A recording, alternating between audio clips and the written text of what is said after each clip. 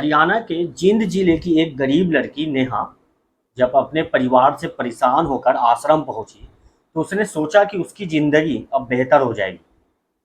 लेकिन वहां उसे सुरक्षा के बजाय बलात्कार और प्रताड़ना का सामना करना पड़ा।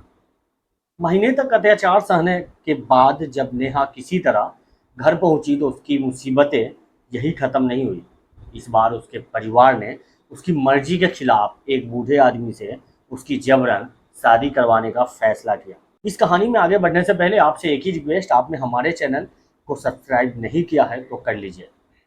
कहानी शुरू हुई 6 जून 2017 को, जब 16 साल की नेहा को जिला चाइल्ड प्रोटेक्शन की तरफ से गांव निर्जन के प्रयास कुंज आश्रम में छोड़ा गया।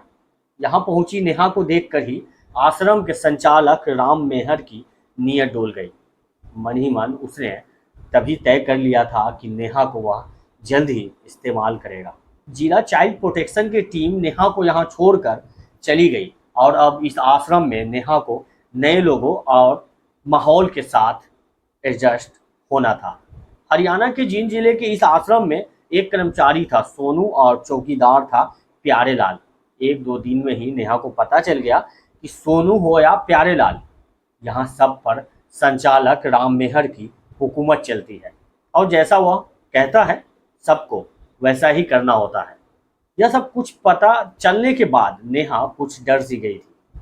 राम मेहर ने नेहा को अपने कमरे में बुलवाया और फिर उसे आश्रम के कायदे कानून समझाने के बहाने वह उसे गलत ढंग से छूता रहा। नेहा को अजीब लग रहा था, लेकिन वह राम मेहर से कुछ डरी हुई थी। कुछ ही दिन हुए थे और दूसरे बच्चों की तरह नेहा को भी इस आश्रम की चार दीवारी में कैद कर दिया गया था। किसी को कहीं बाहर जाने की इजाजत नहीं थी, किसी से बातचीत करने की भी इजाजत नहीं थी। फिर एक रात राम मेहर आश्रम में पहुंचा और सब बच्चों को जायजा लेकर उसने नेहा को अपने कमरे में आने को कहा। सब बच्चे सोने के लिए लेट चुके थे और नेहा उठकर राम मेहर के कमरे में पहुंची। कमरे में नेहा के दाखिल होते ही राम मेहर ने दरवाजा बंद कर लिया। नेहा ने ऐतराज किया तो राम मेहर ने उसे गुस्से से भरी और रौबदार आवाज में डांट दिया। राम मेहर ने उसे सख्त हिदायत दी कि अगर उसने कोई शोर मचाया तो अच्छा नहीं होगा। नेहा बुरी तरह डर गई थी। अब राम मेहर ने नेहा के साथ जबरदस्ती करना शुरू की। डरा धमकाकर राम मेहर ने उस रात नेहा के साथ बलात्कार किया और उसे डरी हुई नेहा चाह कर भी शोर तक नहीं मचा सकी। यह पहली रात थी लेकिन आखिरी नहीं। नेहा को यह बात जल्दी समझ आ गई जब दोबारा उसके साथ ऐसा हुआ। अब उसने अगली बार पुरजोर विरोध करने की ठान ली थी। अगली बार जब राम मेहर ने नेहा के साथ जबरदस्ती करने की कोशिश की तो नेहा चीखने लगी। दूसरे कमरे में सब बच्चे नेहा की चीखें सुनकर सहम चुके थे। जब चीखती हुई नेहा को काबू करने में राम मेहर नाकाम रहा तो उसने नेहा को बेल्ट, जूतों और डंडे जैसी चीज़ों से पीटा और फिर बलात्कार किया। नेहा के इस विरोध से राम मेहर नाराज था और उसने सोनू व प्यारेलाल को हिदायत दी कि नेहा को काबू में रखा जाए। अब जब भी राम मेहर को नेहा के साथ बलात्कार करना होता तो सोनू व प्यारेलाल की मदद से पहले उसकी पिटाई की जाती और फिर रेप। किसी को कुछ भी बताने पर नेहा को जान से मारने की धमकी भी दी जाती। नेहा के साथ हो रहे अत्याचार की पूरी जानकारी सोनू और प्यारेलाल को भी थी, इसलिए उनके हौसले और भी बुलंद थे।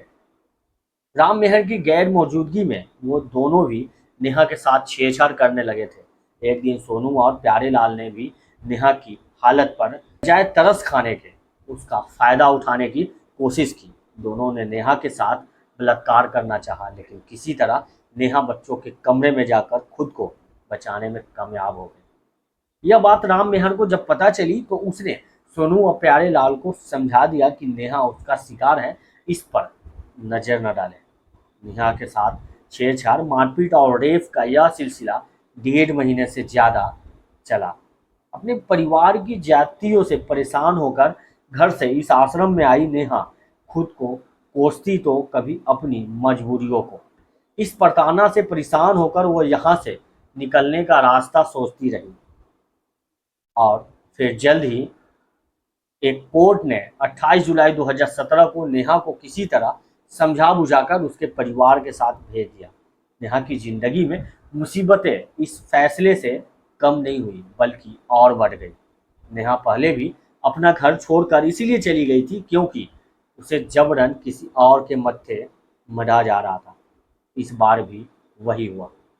नेहा के घर वालों ने पैसे के लालच में एक बूढ़े आदमी के साथ नेहा को जबरन ब्याहने का फैसला कर लिया। घर में चल रही तैयारियों से जब नेहा को यह खबर हुई तो उसने विरोध किया। नेहा की एक न सुनते हुए उनके परिवार ने उसे घर में ही बंधक बना डाला। इधर परिवार कोशिश में था कि जल्दी उसकी शादी कर दी जाए, उधर नेहा को तलाश थी एक मौके की। एक सहेली जब नेहा से मिलने आई तो उसे मौका मिला और उसने पुलिस को फोन कर आप बीती सुना दी।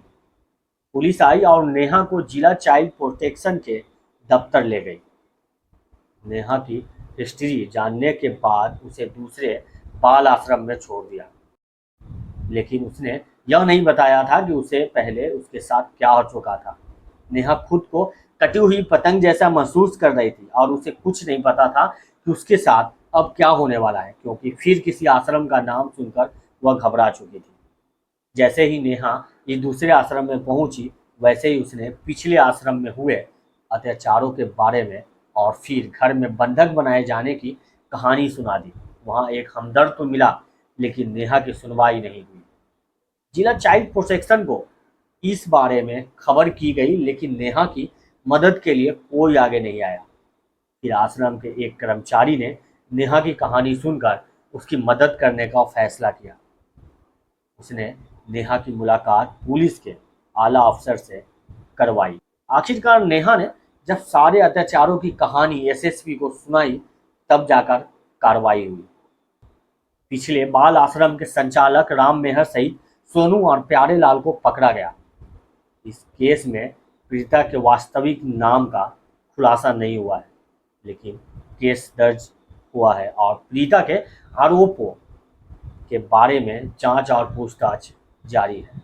नेहा की जिंदगी के साथ किए गए ये जुर्म उसकी तकदीर का खेल नहीं था बल्कि समाज की क्रूरता और लालच का परिणाम था। जिस परिवार और समाज से उसे सुरक्षा मिलनी चाहिए वही उसकी बर्बादी का कारण बना। नेहा ने साहस दिखाया, आवाज उठाई और अंत अपनी लड़ाई खुद लड़ी। चैनल को सब्सक्राइब करें और वीडियो को लाइक व शेयर करना ना भूलें। अगले एपिसोड में फिर मिलेंगे एक और कहानी के साथ। तब तक के लिए अपना ख्याल रखिए। थैंक यू, बाय, जय हिंद।